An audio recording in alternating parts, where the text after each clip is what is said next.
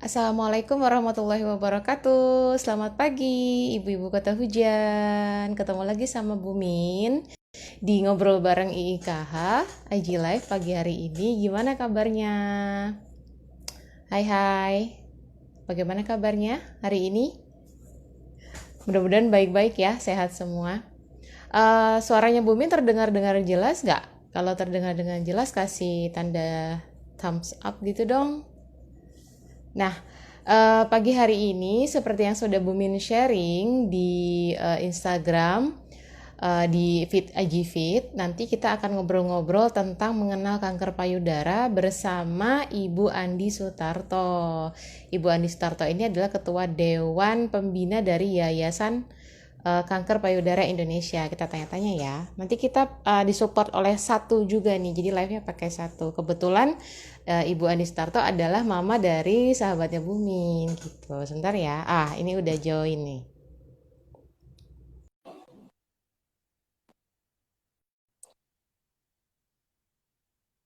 Kita tunggu sebentar ya.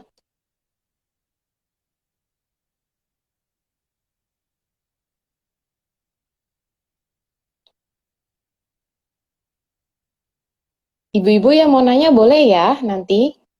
Ada di kolom question itu, kasih aja ketik pertanyaannya. Karena dua orang penanya terbaik akan dapat hadiah dari satu. Sebentar kita tunggu. Mudah-mudahan bisa tersambung dengan baik.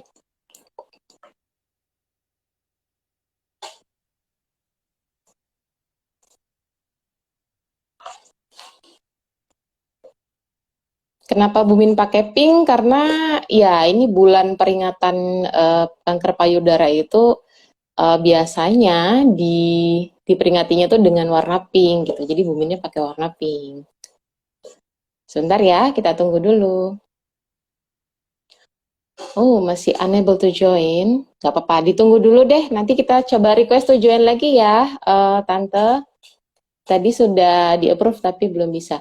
Jadi kenapa Bumin angkat kanker payudara untuk kita bahas pada pagi hari ini? Karena di bulan Oktober ini memang adalah awareness campaign untuk atau bulan peringatan untuk kanker payudara internasional gitu, dan ternyata kanker payudara ini adalah pembunuh nomor 2 setelah kanker rahim bagi perempuan. Jadi memang sangat tinggi angkanya di Indonesia, sehingga kita perlu aware bagaimana cara-cara pencegahannya. Oke. Sudah aku approve. Mudah-mudahan bisa join, koneksinya baik. Sedang waiting. Oke.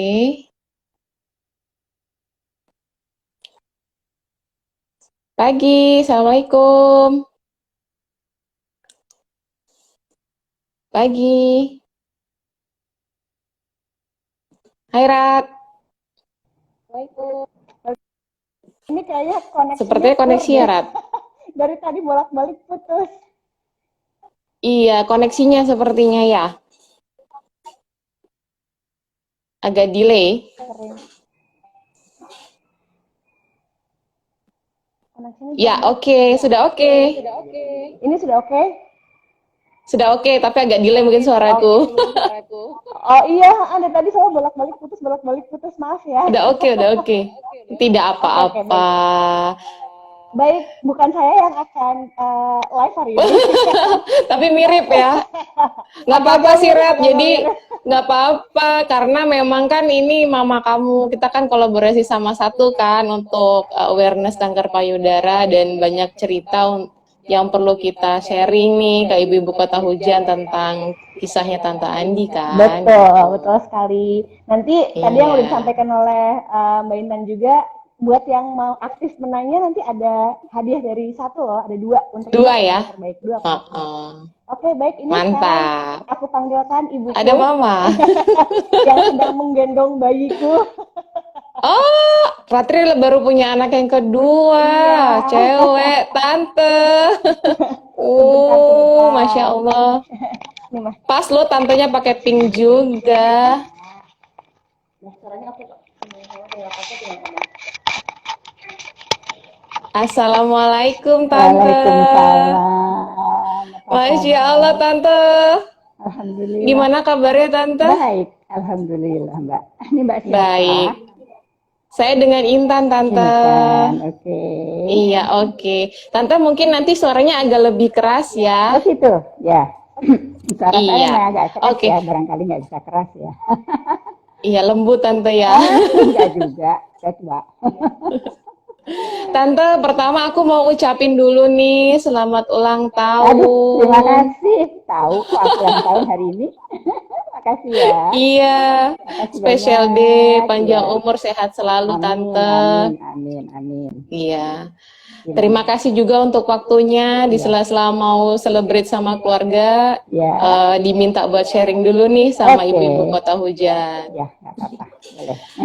Oke Tante, boleh dong cerita dulu. Mm-mm. Kalau nggak salah, Ratri pernah cerita, Mm-mm.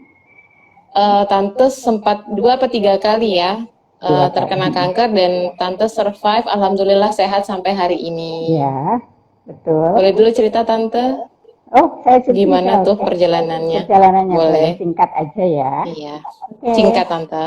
Ah, jadi saya tahun 1997 terdiagnosa kanker payudara.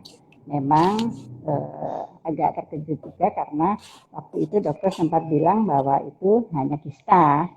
Tapi setelah dilihat di PA ya, PA itu patologi anatomis, itu ternyata ada kankernya sehingga harus dioperasi. Dan karena itu di mastektomi ya. Jadi mastektomi itu adalah diambil kanker payudara saya sebelah kanan. Waktu itu. Kemudian setelah konsultasi banyak dengan dokter, ternyata saya harus kemoterapi dan tidak perlu diradiasi. Kemudian selama 4 kali saya di kemoterapinya, selang waktu 3 minggu kemoterapi. Kemudian setelah itu selama 5 tahun saya minum obat yang namanya tamoxifen. Itu semacam menekan hormon gitu ya. Kan karena kalau kanker kan biasanya karena hormon estrogennya cukup tinggi ya. Gitu. Kemudian selama 5 tahun alhamdulillah baik-baik saja dan harus rajin periksa. Dan alhamdulillah saya selalu periksa. Dan setelah 14 tahun kemudian, tahun 2011, saya terkena kanker memang lagi, tapi bukan di payudara, di rahim. Itu juga masih gini, Rahim. ya. Dulu yang waktu yang kanker payudara itu saya stadiumnya ada istilahnya ya dalam kedokteran itu stadium 2B. Itu masih kecil berarti masih belum menyebar. Artinya stadium itu bisa belum ada penyebaran 2B itu sehingga saya bisa dioperasi dan dinyatakan bersih setelah kemoterapi. Kemudian dapat lagi rahim itu juga dalam stadium yang masih dini. Nah itu juga karena terasa ada benjolan yang aneh gitu. Kemudian diperiksa dan ternyata memang saya harus dioperasi. Alhamdulillah bahwa kemudian kemoterapi juga. Nah alhamdulillah semuanya Oke. sudah selama 4 kali juga dan sampai sekarang harus tetap periksa dan check up rutin. Sekarang setahun sekali check up rutin Oke. seluruhnya. Begitu ceritanya. Aduh, Tante Masya Allah perjuangannya. Alhamdulillah. Iya. Jadi Tante sebenarnya waktu terdiagnosa itu konsultasi Tante sendiri ya yang memang merasa ada, oh kok ini kayaknya ada kondisi yang nggak oke, Ya, kemudian Tante ke dokter seperti itu ya. ya. Jadi sebetulnya saya kan termasuk yang cukup rajin untuk check up ya. Jadi kemudian saya waktu itu saya sedang periksa di RSPAD itu sempat ada rasa ada cairan di puting ya. Nah itu di mamografi ada cairannya sehingga kita perlu curiga ya kalau ada cairan ada di puting itu yang kita udah usia. Waktu itu saya 47 tahun udah premenopause Betul. harus curiga sehingga saya langsung ke rumah sakit Darmais dan di mamografi lagi. Nah itu selanjutannya. Kemudian diperiksa ke dokter dan dokter tidak begitu saja periksa, tapi juga melalui USG, biopsi dan mamografi. Biopsinya itu memang menunjukkan seolah-olah tidak ada kanker, tapi kemungkinan kanker bisa kalau hasil PA-nya positif ya. Gitu, Mbak. Oke, jadi kalau sudah ada tanda-tanda seperti cairan, tiba-tiba Benjolan, kemudian benjolan, itu harus segera ya ya Tante ya, betul sekali, diperiksakan. betul sekali. Oke, kalau yang seperti sadari itu Tante, Ya, apakah cukup efektif untuk mencegah atau mendeteksi dini? Karena kalau Tante tadi kan fasenya dini ya, jadi bisa tertangani dengan baik begitu. Oke, sebentar koneksinya masih bermasalah. Sebentar ya, Ibu-ibu.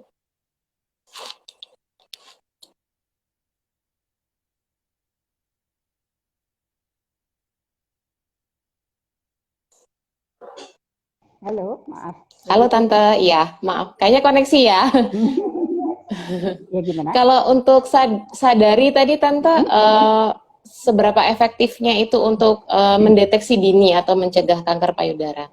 Ya itu sangat efektif, menurut saya sangat efektif ya, dan itu memang salah satu program dari yayasan kami, yang yaitu kami punya yayasan, yaitu Yayasan Kanker Payudara Indonesia. Salah satu programnya adalah untuk mencapai melaksanakan misinya, yaitu dengan sadari. Sadari itu adalah periksa payudara sendiri, dan itu memang sekarang sedang kita galakkan supaya kanker ini, kanker payudara khususnya, itu tidak terlambat untuk diperiksa. Dan kalau kita rajin untuk sadari minimal 1 bulan sekali, terutama untuk anak-anak gadis atau ibu-ibu muda atau siapapun juga, itu kalau setelah menstruasi itu sangat baik dilakukan setelah 10 hari setelah menstruasi. Jadi Oke, 10 hari ya setelah menstruasi. ya, antara 7 sampai 10 hari setelah menstruasi. Maksudnya bukan setelah, dari saat menstruasi sampai Oh, salah. selesai. Itu sekitar 7 Baik, hari baik. kira-kira atau ada 10 hari. Kemudian kita periksa sendiri. Dan itu sesering mungkin. Sambil mandi bisa, sambil tiduran bisa. Dan ada caranya sendiri untuk periksa payudara sendiri tersebut. Sehingga kalau ada benjolan, kita waspada. Dan kita juga harus rajin. Jadi begitu kita lihat ada benjolan, jangan terus takut. Nah ini yang selalu ada masalah ya.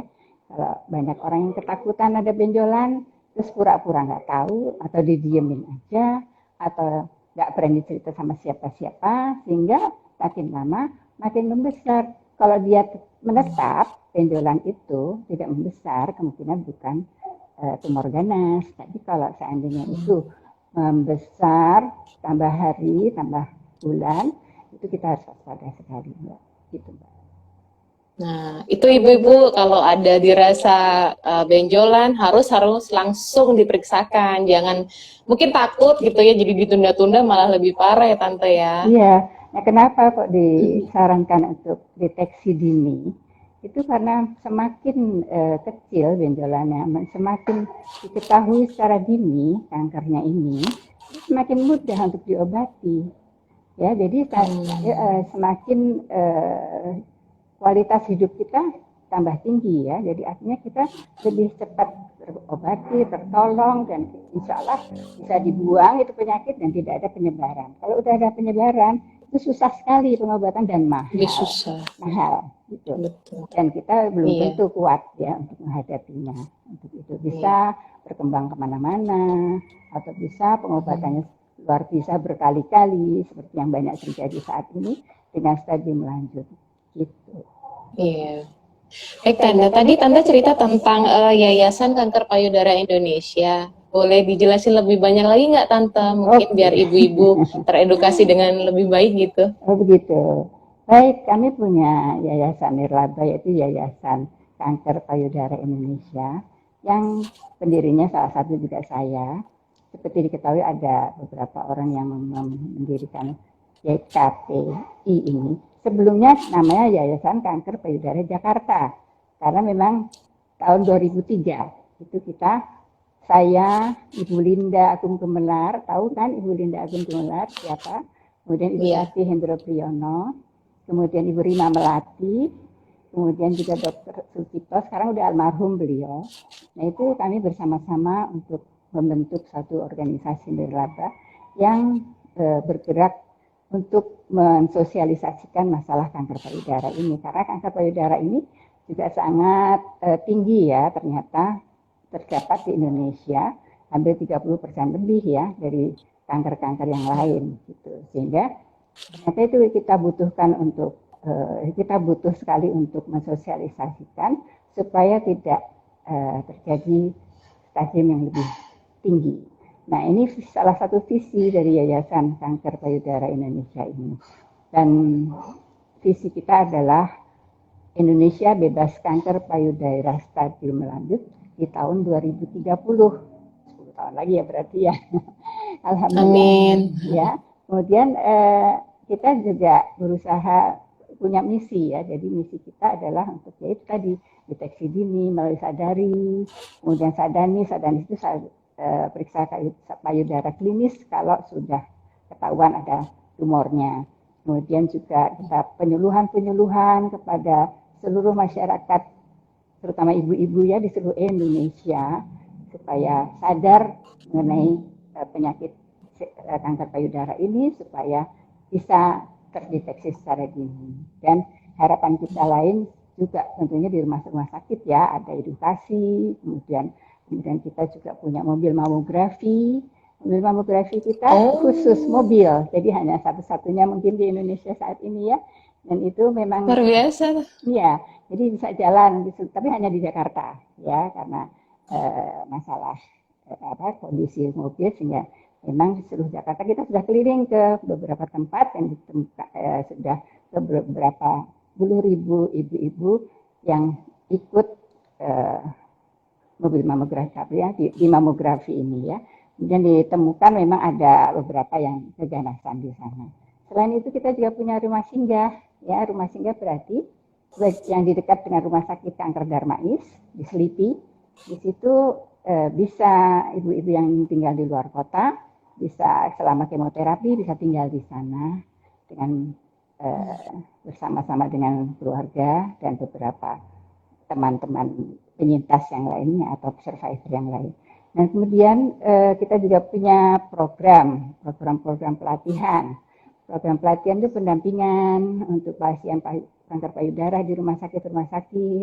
Kemudian juga hubungan kita dengan luar negeri juga ada dengan Reach to Recovery International, itu yang hubungannya dengan pintas payudara di seluruh dunia ya. Kemudian ada juga UICC, yaitu Union International Cancer Control. Nah, itu juga hubungannya organisasi yang mendukung organisasi seperti KPI. Dan alhamdulillah kita sudah sering sekali mengikuti acara-acara internasional dan kita merupakan anggota dari RRI tadi itu.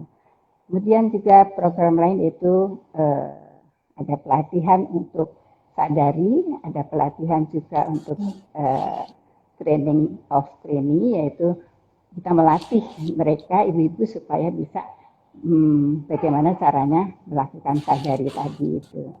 Demikian kira-kira lah. Masih banyak lagi. Wah, luar biasa ya, Tante. Lagi. Dari mulai pencegahannya sampai pendampingan untuk penyintas, semua ada programnya. Dan kita juga kemarin baru-baru ini, bulan Februari yang lalu, menghibahkan satu mobil kemoterapi untuk rumah sakit kanker Darmais. Jadi kalau penuh di Darmaisnya bisa mobil itu digunakan untuk kemoterapi di tempat. Gitu. Oh, bisa mobile kemoterapinya ya, Tante ya? Iya, gitulah. Oh, luar biasa. Jadi, Tante kalau bicara tentang orang yang sudah terdiagnosa, katakanlah, pastikan tidak hanya fisiknya yang kena, tapi kan juga psikisnya, secara finansial juga. Mungkin Tante punya masukan atau mungkin sharing pengalaman Tante untuk bisa mensupport nih teman-teman yang mungkin sudah terdiagnosa. Ya, baik. Ya, ini yang paling susah ya. Biasanya ibu-ibu atau semua saja yang terdiagnosa kanker itu sangat stres ya, terus panik, takut dan lain sebagainya, sehingga kadang-kadang mereka juga tidak tahu harus apa. Itu lumrah ya, artinya wajar itu ya.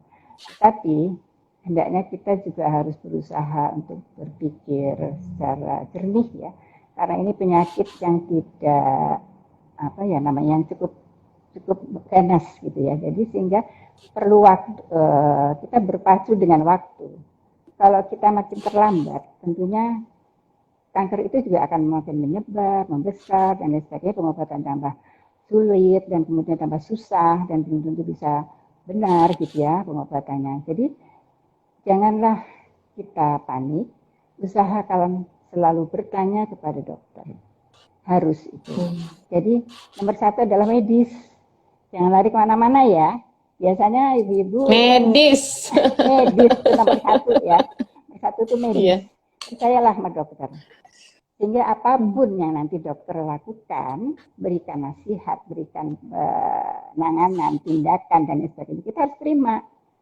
Ya memang kita harus konsultasi ya dengan seluruh keluarga pasti.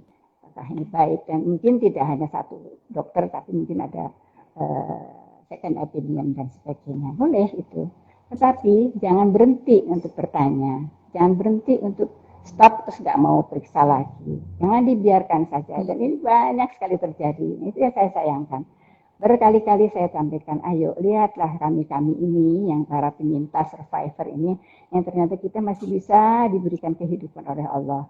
Itu masih bisa untuk berlaku memberikan pengalaman kita kepada orang lain gitu. Jadi tetap periksa, tetap menjaga dan kemudian kita tetap mengikuti apa yang dokter bilang secara medis. Medis itu nomor satu. Jadi jangan lari kemana-mana ya. Nanti kalau yang lain-lainnya itu nanti belakangan aja setelah kita dinyatakan baik, sehat dan sebagainya. Memang berat sekali, tetapi ya itu kenyataan yang harus kita terima gitu. Karena kita tahu bahwa kanker ini kalau sudah terdeteksi stadiumnya, misalnya stadium 3B atau stadium 4, itu berarti sudah ada penyebaran.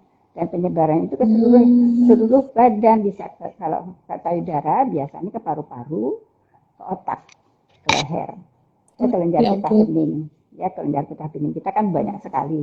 Nah itu udah bahaya kalau udah ke situ, bisa lari ke liver, lari ke rahim, lari ke mana-mana nanti.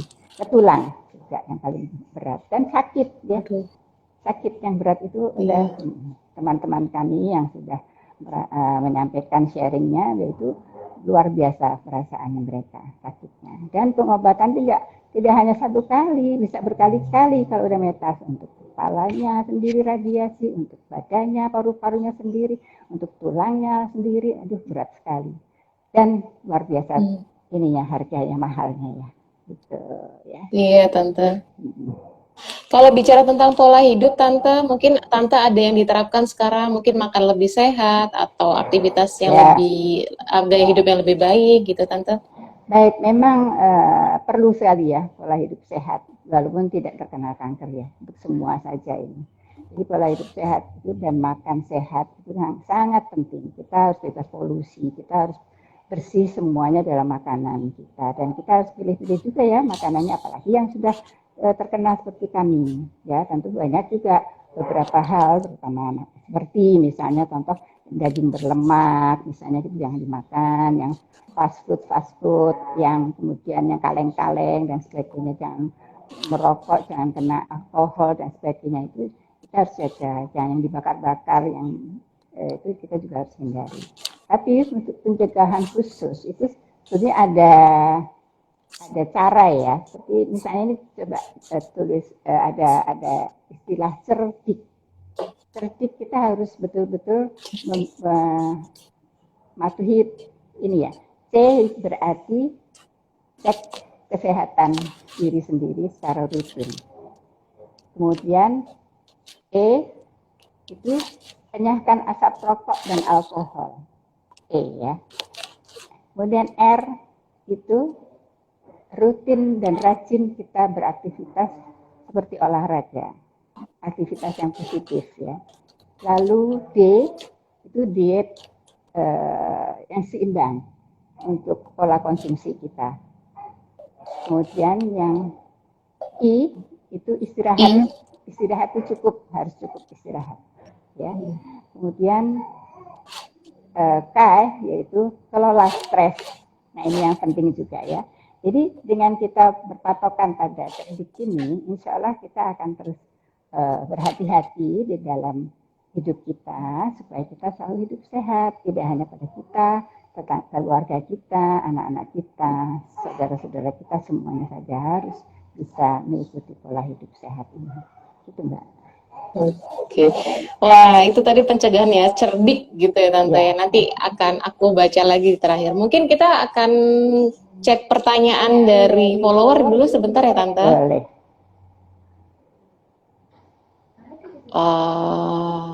Ini tadi sih sudah sih ya. Kegiatan sadari itu perlu jugakah saat sedang menyusui atau menunggu kembali haid?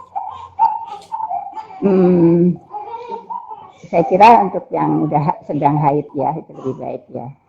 Bukan yang menyusui ya, karena kan itu ada lemak-lemak di sana ya Mbak ya. Sehingga kita Oh, tidak jadi tidak kemungkinan ada gumpalan-gumpalan, tapi itu mungkin udah lemak, dan mungkin dokter lebih tahu lah, lebih baik kita periksa saja kepada iya. dokter begitu ya Mbak. Oke, baik. Eh, ini Tante sekarang posisinya kalau kita sebagai caregiver-nya nih, apa yang bisa kita lakukan untuk memotivasi saudara atau keluarga sendiri yang sedang berjuang melawan kanker? Ya, kita kasih dukungan ya, pasti ya. Kita harus bisa mendengarkan ya, apa keluhan dia, apa keinginan-keinginan dia, kemudian apa yang dia rasakan. Dan kemudian kita jangan ngajarin gitu ya, mereka nggak suka. Salah Kepo satu, gitu teh, sotoy gitu Tante ya, nggak enak ya Tante ya. iya, kadang-kadang kan kita bilang udah aja periksa aja ini, atau minum aja obat ini obat itu. Nah, itu saya kira itu tidak benar. Jadi sebaiknya kita dengarkan saja apa yang dia rasakan, kemudian kita tanyakan apa yang sudah dilakukan, apakah sudah ke dokter, apakah yang diberikan obat dan sebagainya. Kemudian kalau kita tidak terlalu mengerti, dan kita usahakan untuk kita tidak usah terlalu memberikan apa sih kayak nasihat yang kita kira-kira salah gitu ya. Jadi lebih baik kita tidak memberikan pada mereka. Dan yang pasti support ya dari kita, dari keluarga, dari semuanya saja untuk mereka yang terkena kanker ya. Ya, support secara psikologis, support juga Yes, secara apa saja. kesehatan gitu ya, tanpa Ya, harus menyuruh-nyuruh atau membuat sebal gitu Tante ya. iya. Nanti takutnya mereka malah jadi bingung ya. Katanya begini, katanya yang ibu itu bilang Iya. begini, kata dokter begitu, jadi mana yang benar? Jadi lebih baik kita jangan terlalu menggurui lah begitu ya, tapi menampung saja gitu, sambil mendukung, support, kita kata suruh beliau sabar dan sebagainya. Nah, itu lebih baik barangkali ya, berdoa dan sebagainya. Kita bimbing bersama, nah itu oke, saya kira ya Mbak ya. Iya. Ada Tante, lagi? ini ditanya juga, kanker itu menular atau diturunkan tidak? Atau mungkin ada faktor resiko ketika dalam keluarga ada? Sebentar ya, Ibu-ibu.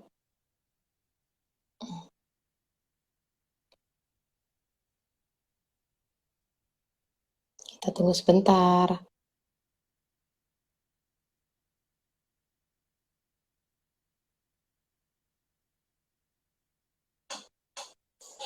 Kita tunggu sebentar ya.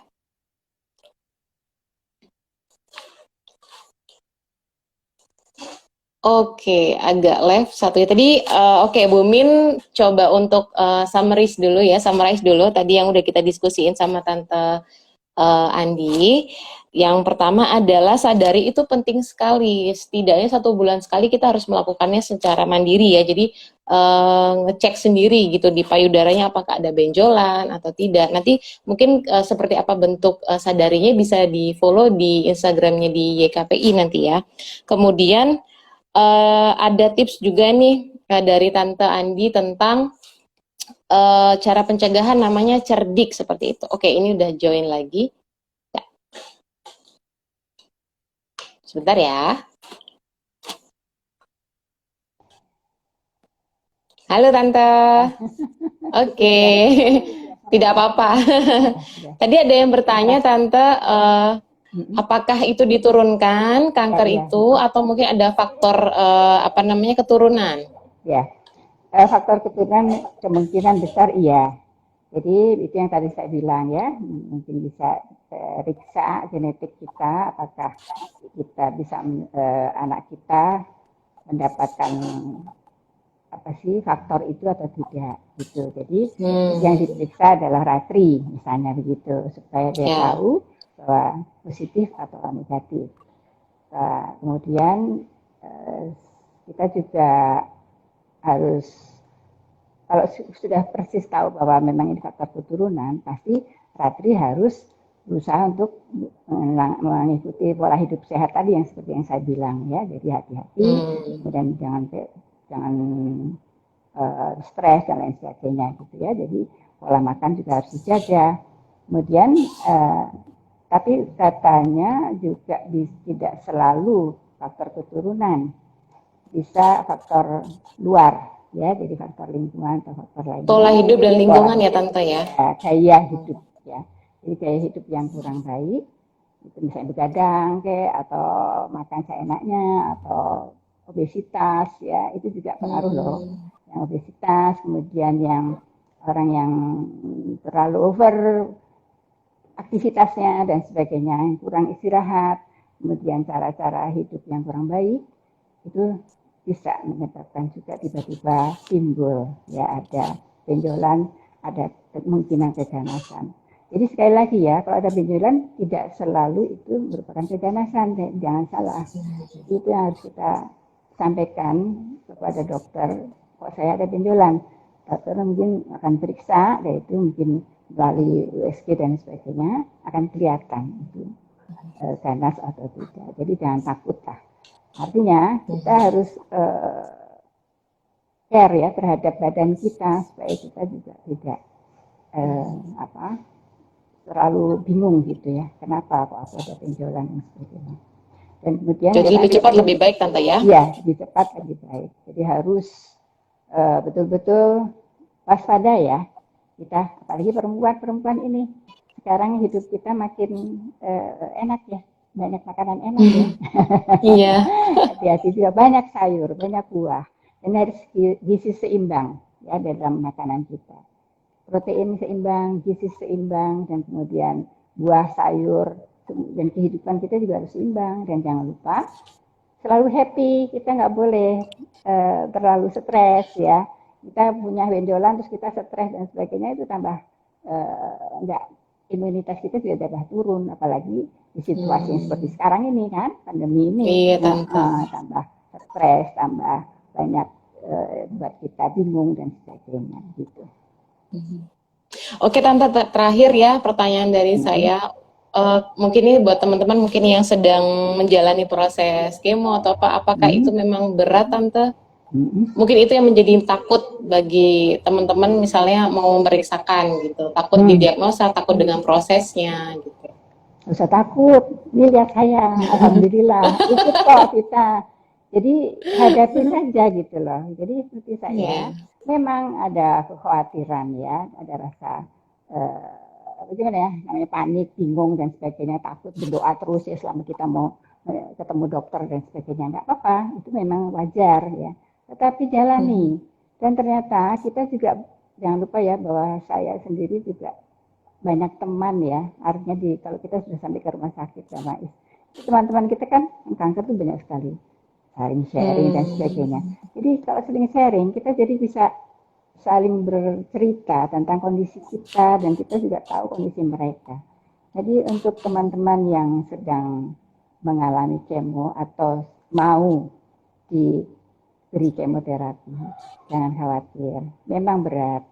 Jadi memang semuanya sangat personal ya. Jadi tidak semuanya mengalami muntah, mengalami mual, mengalami pusing, sakit dan sebagainya.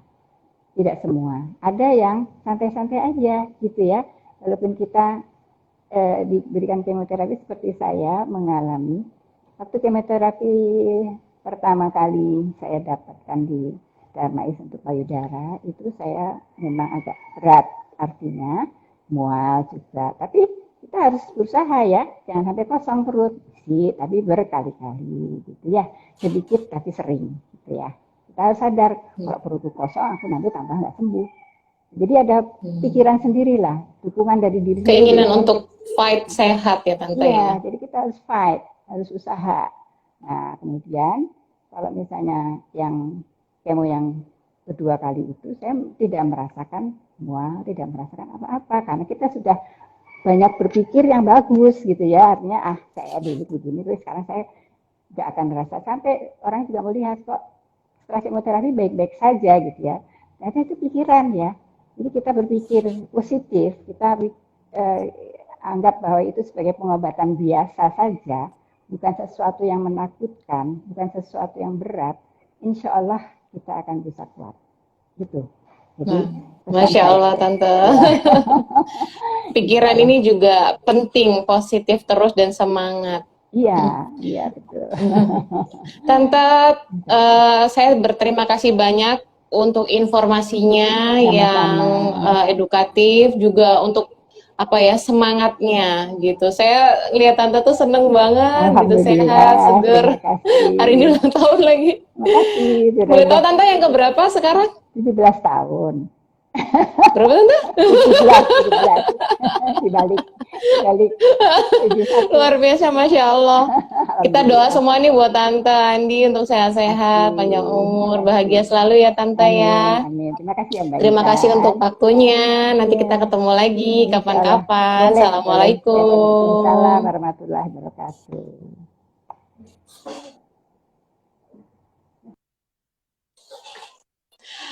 Halo Ibu-Ibu, tadi ngobrol-ngobrolnya Bumin sama Tante Andi Sotarto, survivor dari cancer, 2 cancer, kanker payudara dan rahim, juga Ketua Dewan Pembina dari Yayasan Kanker Payudara Indonesia. Yang membutuhkan untuk informasi lebih lanjut tentang kanker, khususnya kanker payudara, bisa follow aja @YKPI ya.